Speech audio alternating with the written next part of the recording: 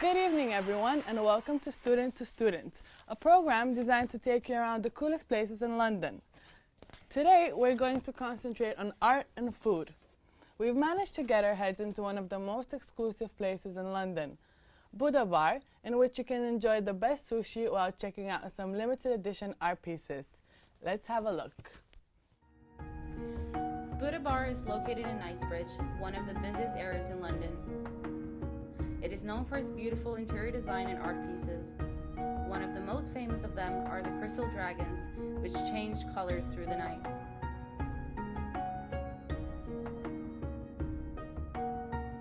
In Buddha Bar, you can also encounter unique designs such as the bronze-made Buddhas, the birdcage lamp. Welcome back, and my apologies for interrupting your show. But we have an urgent message from the students of TV and film, and I've brought them in here today. But firstly, let's take a look at what they've got to say.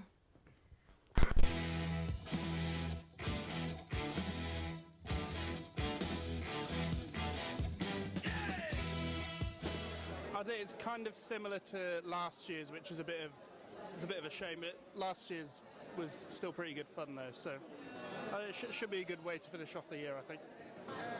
I kind of liked the term before, because the level, like the bar was like set much higher. I feel like it should go one step above what it was before. Term, in general aspects of the whole course, I would probably say it's more unstructured than most, and at £9,000 for over a year, and we're paying approximately about £3,000 for this term. I'm in here less than a full day over the term. I think it depends on what you do with the information that is given to you, because I mean you can always turn things that don't go necessarily the way you want into something better. Well, the specialism were a bit not really what we expected as a class, so we had to choose between the given things, you know. I mean, it wasn't like a choice. When we were told firstly about this in the presentation about changing the structure of the course, we kind of got told we were doing a specialism, so production, cinematography, directing, writing, so on and so forth. So far, the only one that really makes sense is production and writing. For the directors and the cinematographers alike, they're actually struggling because they don't have anything to specialise in.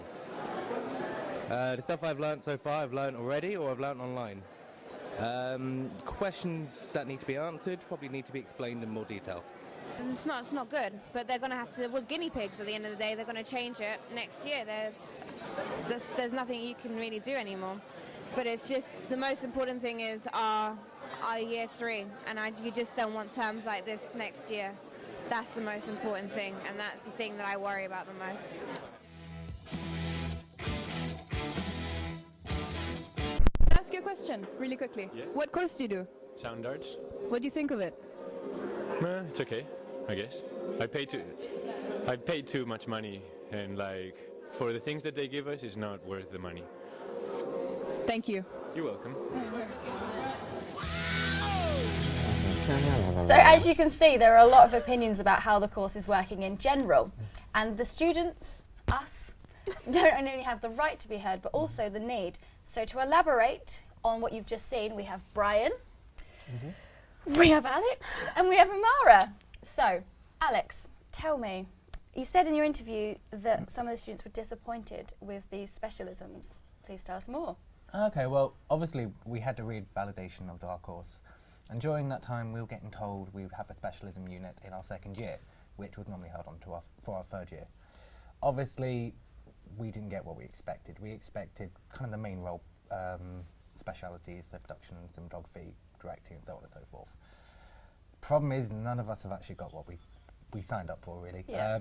Even as production, and I specialise in production, I'm doing the pitching and cross-platform. It's not really it's not really what you would expect for It's also not a lot, is it? You're not No, getting very much. basically you're not getting enough information, and the amount of time you're actually in university, and for British students, that's £3,000 for a term. I'm in here not even a full day. I don't really... You're doing the maths. Yeah. £500 a day. Okay, and Brian, talking of money, as an international student, how do you feel about the money you're paying for the education you're receiving? Well, I'm paying 15 grand a year, which is almost 6 grand more than most people. But I'm trying to be optimistic about it. Yes, I'm trying to be very, very optimistic about it. It really is no secret that most universities in the world are money pits, and well, sometimes you just have to suck it up. And I mean, I come from a country where it's the qualification, the paper at the end of the day that matters, and it's not the process, which is quite sad. But on the flip side, it actually forces students who really want to learn to actually go out and do a lot of self-learning, independent learning, looking for internships, knocking on doors of companies and all that. Do you not think if you put all the money that you've spent into just doing that by yourself without paying it to a university, Definitely, you could have got a lot further, definitely. a lot quicker? But I mean, the way the world works today, in most countries at least, they look at your paper first. Yeah. And then they look at your experience after. Expensive bit of paper. So that. it's Maybe quite not a in the sad UK. reality. Yeah, maybe not in the UK. I mean, true. I think they do in the UK. Experience, Been with half no, not anymore. degrees. It's a degree. I think a degree without experience is useless. If you have a degree and experience, it's amazing. Yeah, but if you just have experience. No. If in our film and television, you have experience. You go up and up and up. Experience and it helps. connections. And connections. Yeah, it's the connections more than USA, experience. they do look at having a degree. I mean, we can't go to the US without a degree I'm anywhere. gonna interrupt you, Amara, and ask you a question specifically to your rep title. Yes. go Have ahead. you been taking the thoughts and feelings of the course students ahead? Well, if I haven't, then I'm not doing my job properly, but of course I have. I have said something to David, and he has, he knows that this term hasn't really planned out to what they thought it would be or what we thought it would be, so he's changing it for next year, for the next year twos, which is great for them, not so great for us, but my priority is our third year because that's where we actually get our qualification, and we need to focus on making sure that year is what we get the most out of. So I'm making sure that that year runs smoothly. Just look at the positives. We're not guinea pigs in our third year. That's Hopefully. Do you think we're prepared enough going forward into our third year? I think there's a bit of confusion about what you can do. Yeah. Overall? Hell no. Yeah. No? I mean, And everyone's going on- into the real world. everyone's from on now on. different levels. When I first stepped into this university, I expected people to be kind of tailored on the same level at least. Yeah. But when you come in, the range it's just so vast. I Yeah. mean, you get people who don't know anything at all, and sometimes it makes you wonder, like, how did they get into the course? Yeah. And then people who are more experienced then and the fees have gone up, and our year was the first year to have a lot of people in, and it's like you said, it's all about the money. But those people that came in with little experience could have still had the opportunity to gain it. Oh, even yeah, outside, completely. So they could Definitely. still. And if you talk But to you your still think individual going tutors, into year 3, still people haven't stepped up. I think in our particular course, or year even, Yeah. that'll probably be the case. But if you look at the first years and the third years now, Yeah. they have a good understanding in most aspects and a very Yeah. good understanding in their chosen fields. but then that's their independent issue. If they Yeah. haven't done that for Of themselves, course, yes. then that's Yes, their I agree. problem. But Mhm. as a course rep, we look at things as a whole for everyone. Okay, so you think that people need to go out and do themselves, really, is the overall opinion? Yes, Yeah. but I think the university should also help. We're still paying. It's Yeah. an institute. It's an institute of education.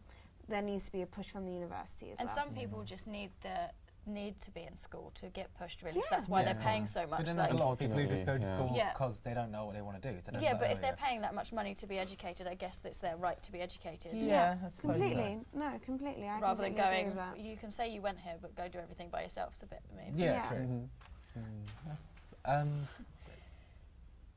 Okay. Yeah. So anything about making it better? Quick, go. 2 words from you all. passive optimism. Passive optimism. Yes. Okay, we'll end on that.